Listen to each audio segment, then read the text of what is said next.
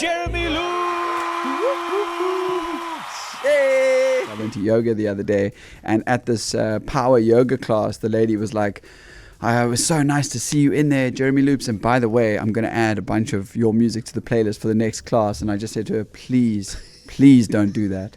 I come here to try and relax and get away from it all. And the last thing I want is everyone being annoyed that you've put my music on in the class. And she was like, they won't be annoyed. They would love it. And anyways, we went around in circles, and I just basically asked her not to. And I think like most artists, we really struggle to hear our own music. If you go to a party and they put your song on, it's not a compliment. You literally want to run away. But on radio, this is the best place for my songs to be playing. This is your stadium. This is where you want it happening. So I love it here. Wait, I need to ask though, which one of your songs would be good for power yoga if you if you had to choose? There's a remix of really for power yoga you need to have something with a beat. There was a remix by a French DJ called Montmartre, and he did a version of Till I Found You, which was super cool. You know what I like? I like the fact that you're open to remixes, which is cool. Well, you can't do too much about it. People can remix your songs if they want. Overseas, can we just track through that about, you always seem to go overseas and you sell out every place you go to, which is fantastic.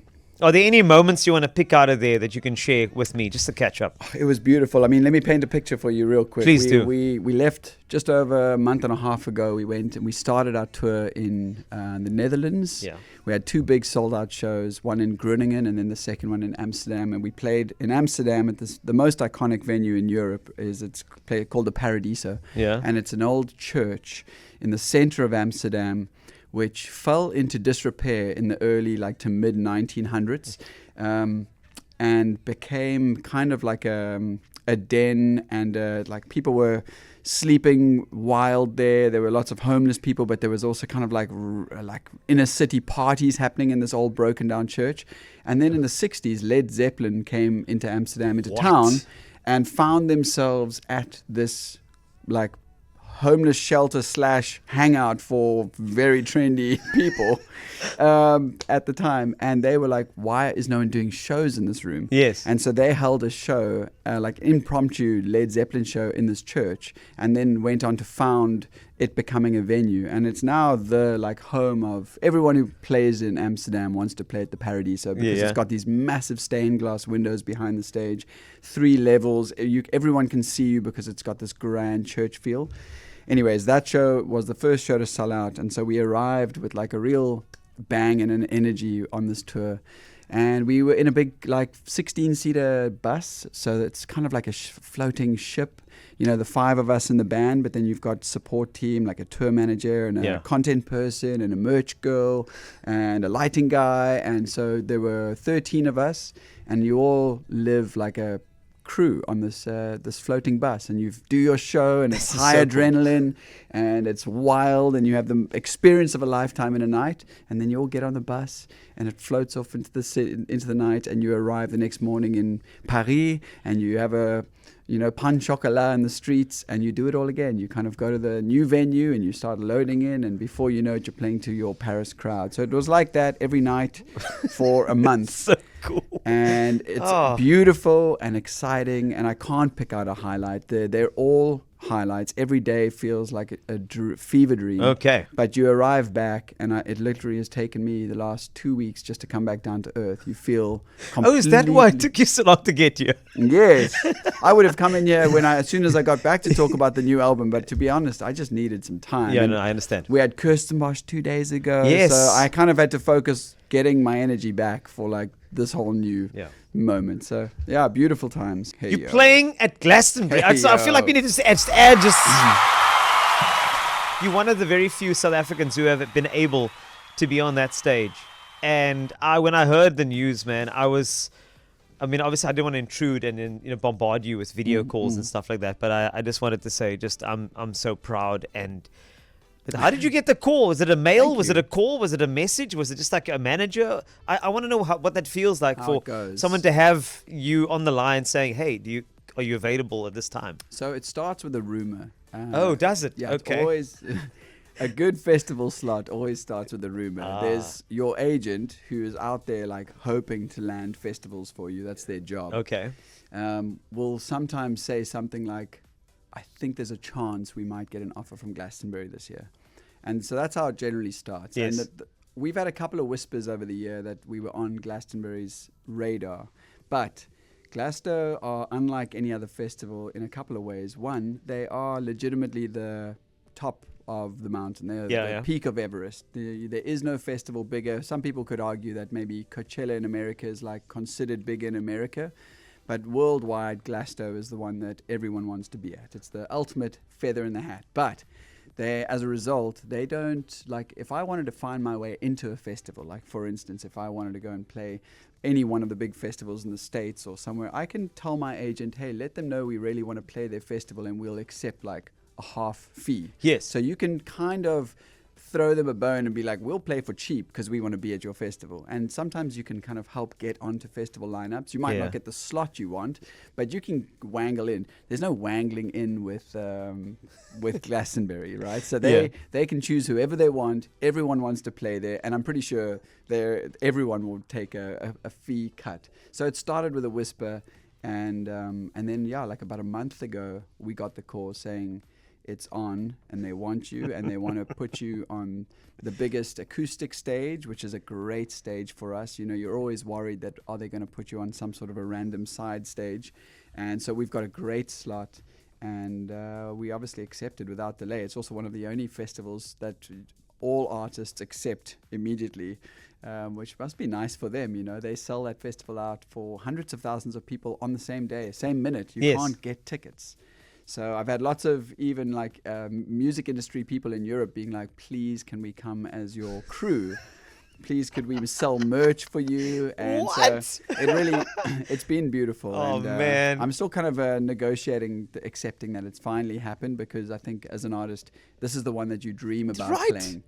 And a South African artist to be on that stage. I know that, yes, we chatted briefly about the other artists who've been there, and I know Ladysmith Black Mambazo has been there. Yes, your chomis, big time. I know. And who else has been on that stage? Just to so does that? I was saying, I think BCUC got a slot, and back in the day, I think I said in 2014 already, Dianfurt played there.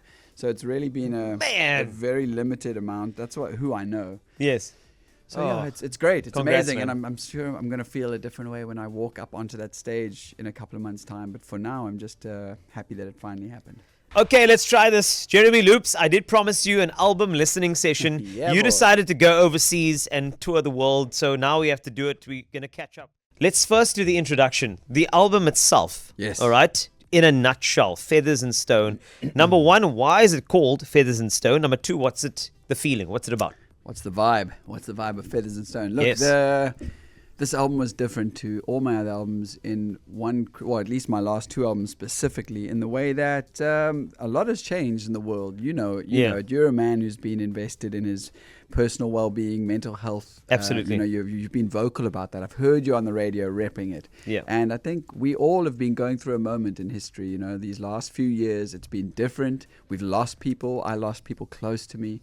And I went through some things, and Feathers and Stone represents the duality in this album, the heaviness, the stones, the rocks that I carry around in my backpack, and the many ways that I found those feathers, I was able to let them go. Yeah. And I think as an artist, I feel this responsibility to this audience and all the people that have been on this journey with me to find hope in my music and in my life. And in a way, I feel like the responsibility I have is like, I need to find it first, because I've been gifted with a gift to do that. Yeah. But it's been hard. These last years, it's been harder. Writing this album, I found it harder than ever to wade through the ugliness out there in the world and the difficulty that we're all facing and the inequality and the injustice. It just feels like the world's out of control. And so I definitely struggled more. And as a result of the struggle, I had to go a bit deeper. And this record has got some deeper and more heartfelt and maybe more difficult songs on it. There's a song called Deep Cuts, which we'll get to. And there's a song called The Ledge.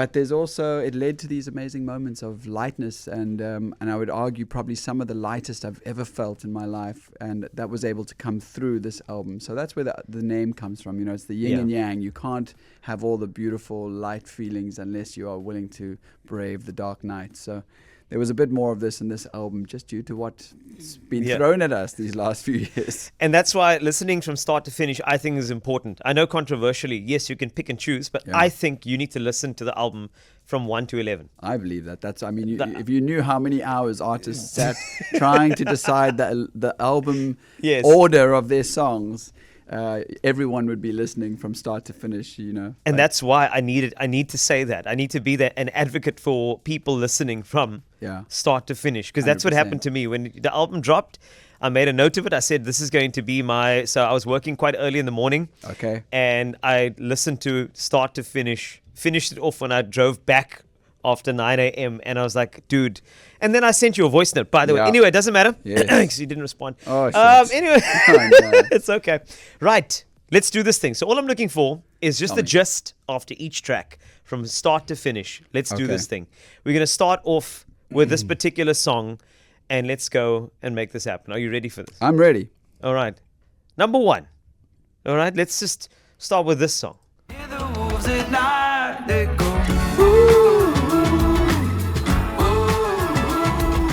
Wolves. Immediately tying in with the theme of the album, there's a line in the song that says, so throw me like a stone, because either way I'm coming home, like a feather floating high up on a view.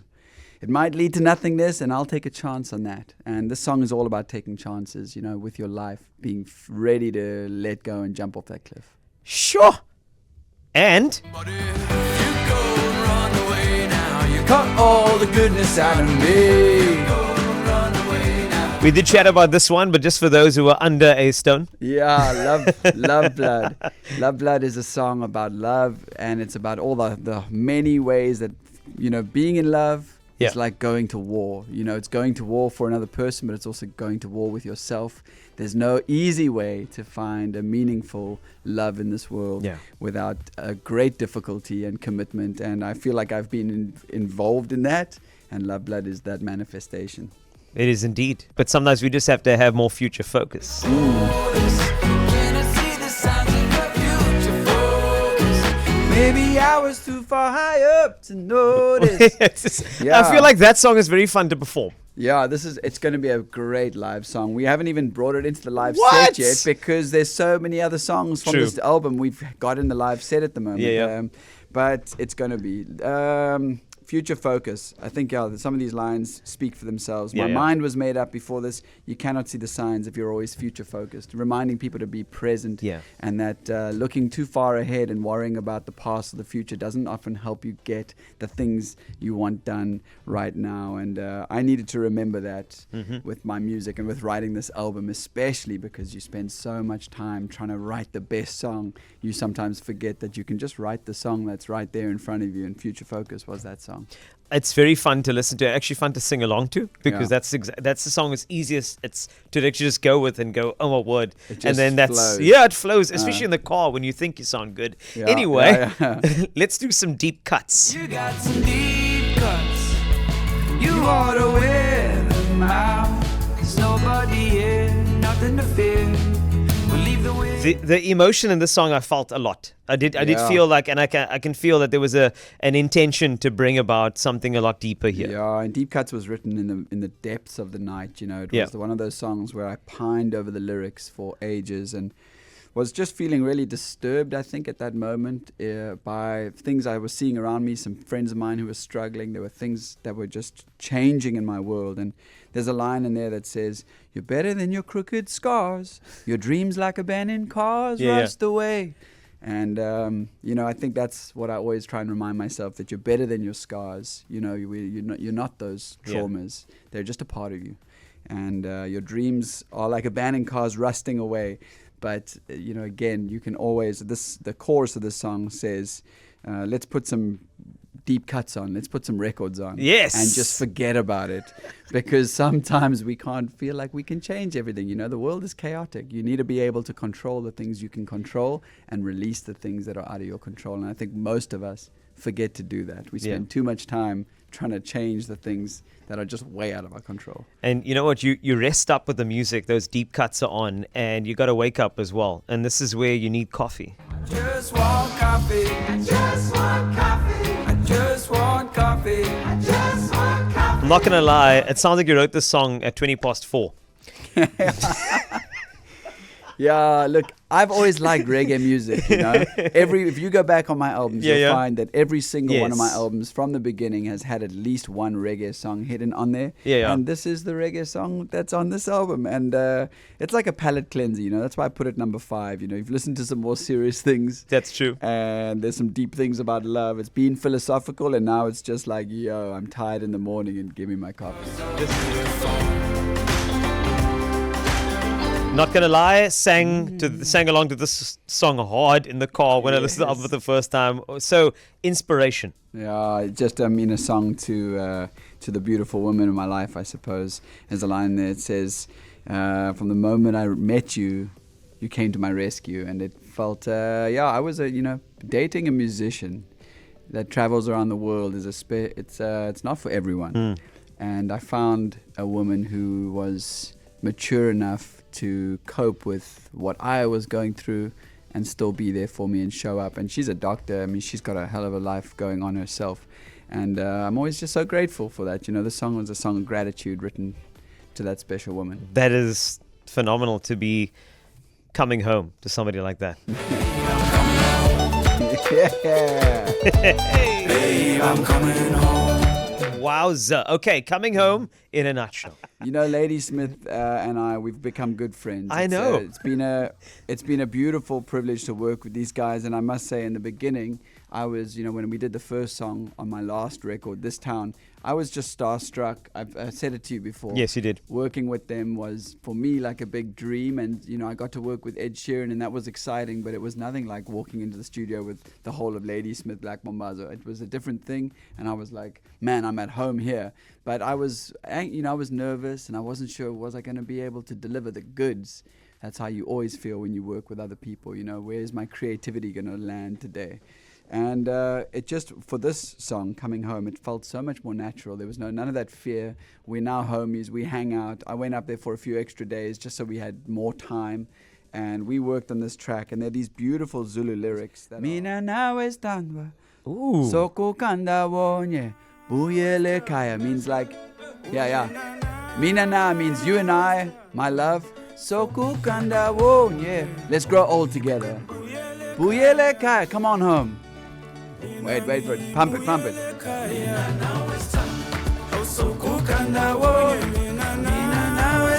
We're finding ways now, me and them, to kind of bring the English and the Zulu together. And we're going to, what you want a whole album? I want a whole album. Okay. Thank you. Done. Dust over news, like dust over. Oh man, and what a song. I was excited about that one. Before I even knew Feathers and Stone was in its sort of in development. Man, what a track. Yeah, Dust Over Dunes obviously was the first song I released for this new album. And it was a groundbreaking moment for me musically, because I think I said this to you when we played it here, and you were brave enough to sing on air with everyone. Appreciate it.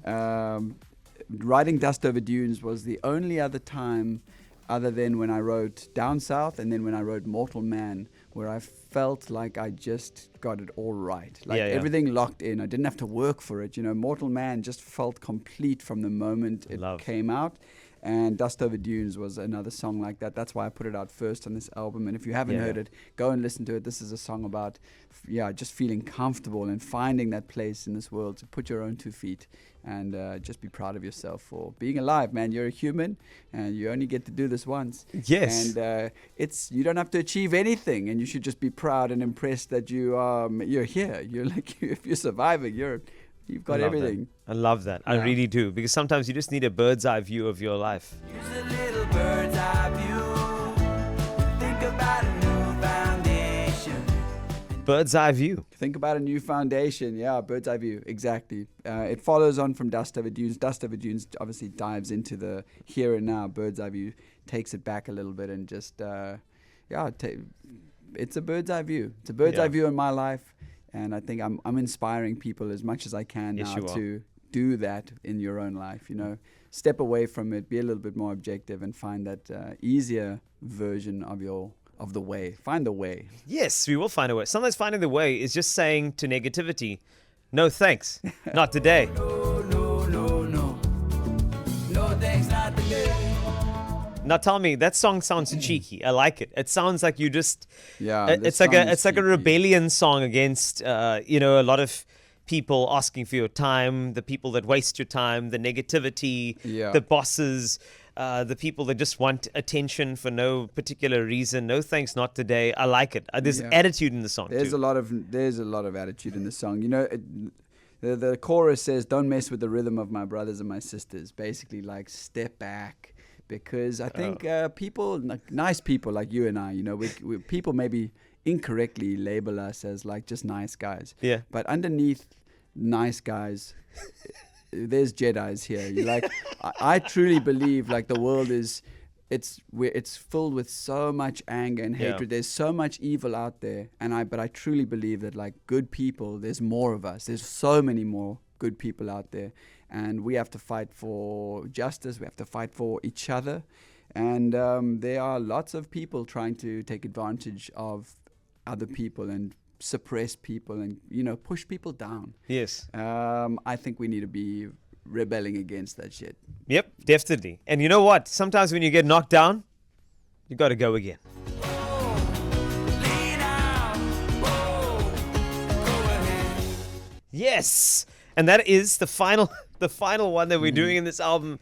So let's wrap it up with "Go Again," which is such a great track, and I always love that the guitar that just ding ding ding ding. Yeah, ding, that's ding, right. ding. I'm such a fan of You're that, always dude. a fan of I this am song. such a big fan of this song. I just want, Go Again, obviously it goes right at the end of the album just to remind people that they can just put the album on again, just Yes. spin it again. But no, it's a cool, the song was, I think I released this right after Dust Over Dreams, Yeah. and the way I positioned it then was the same as I'll say it now. I remind myself, I struggle to sometimes get out of bed and live the life I'm trying to live. And I need to write songs like Go Again every now and then, just Yeah. to remind myself to be brave out there, because that's what you need in this You do. life. You need bravery, and you need to find your flow. And songs like this are the kinds of songs that help me find my flow. Yeah, we did it, dude. We did it. You The did album your listening album. party on Fast Forward has come Yes, to an end. that's it. We did it. No, I'm very proud of you, Glastonbury. Thank You know, you. whatever is within your path, I know it's going to be a great success, and I trust that because I know that you are always somebody who puts intention and purpose first, and I love that about the way you create music, and that's why I've been ranting about this album. Finally, we get to do thank this you. together, and it's really a phenomenal album. That's why I said you must listen to it in sequence, because I don't know if you noticed, because in the album what you've developed is songs of feathers and songs of stone. Yeah. You've created that ebb and flow. Yeah, and the difference with this album, for So all good. of you listening out there, we live in this world of like AI and technological change, and so much of the music that we hear on radio nowadays is, whether we like it or not, it's synthesized, it's produced in studios, live instruments and live musicians were not present most of the time in the making of these songs. That's just the harsh reality of Yeah. a changing world. And what I did with this album is I promised myself that everything was going to be recorded live. So I had 3 different drummers and 4 different bass guitarists, and I used I just recorded everything live. And I think you sense that there's these inaccuracies, these like minor mistakes that come through. And when you put them all together, you'll never hear the mistake in Future Focus. But if you use enough live takes of everything, there's mistakes in there. And that's what makes music magic. And I think that's what used to make it so human. That's why songs like the Beatles wrote just stuck around forever, because they were so human. And this album was kind of me planting the flag in the sand and said, in a world where maybe I'll never write another album like this, I'm making this album entirely real and raw. I felt that, and I want to celebrate it by playing a song in its entirety as well. And Yes, I'm gonna. No, let's I just, go. Love Blood, Go Again. What's it gonna be? Wolves Go, Love- Coming Home. I don't know what you want me to play. Whoa, wait, do I get to choose? You get to choose Wolves Coming Home, Love Blood, Go Again, or if there's any of the songs on the album that are not released, and you know there's no swearing in them. Let's Okay. go. Let's play Future Focus. There's no swearing in Future Focus. I'm playing this song. All right, let's go. I feel like we just need to do it. All right. So hey, is this the first play of This Future is the Focus on first radio? play. Yes. This is the first play. Yes. Jeremy, thanks so much, man. I Thank really you, appreciate guys. you. The Flash Drive with Carl Wastie. KFM 94.5.